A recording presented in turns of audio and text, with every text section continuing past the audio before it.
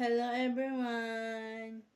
My name is John Christian Pupi Dumalongan from BSP 823, and today we're gonna show we make a short explanation about the consumer behavior. Uh, what is the importance of consumer behavior? The importance of consumer behavior is the way that all of us as marketers na it helps to build our trust to the other people, and it can use us to communicate and transaction to one place to another place. uh, it can be also used to BSBA to accounting students na that to to build and to create one of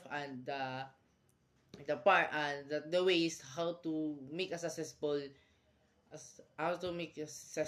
marketers to us to consumer to consumer to consumer uh, to the consumers or the customers and can buy to our product to satisfy our products. And lastly is why consumer behavior is the importance as a place-based student. Because in my own opinion, the consumer behavior is important to to me as a BSBA student is to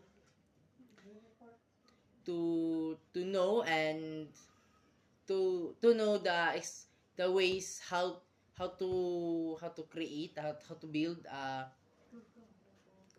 how to create or build um products that can just satisfy to the customers through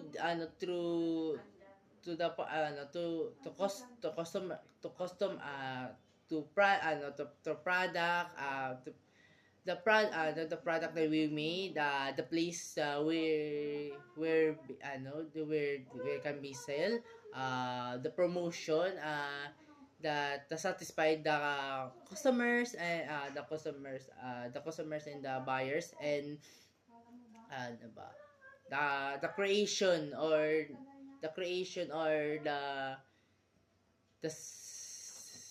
the branding of the branding of branding of uh the branding that we made. And it can be it can be used to us as a few to our us in our future, and to satisfy our people through our products. So that's why not we need we need consumer behavior uh, to create and to make more viable and to make viable and satisfy our to make viable and satisfy not just the customers, but the all the people around there, all the people to make trends and to make top apps, not to top apps to top apps the satisfaction or the possible products that we made to to sell and to sell fast in the trend, and to make it higher and higher more.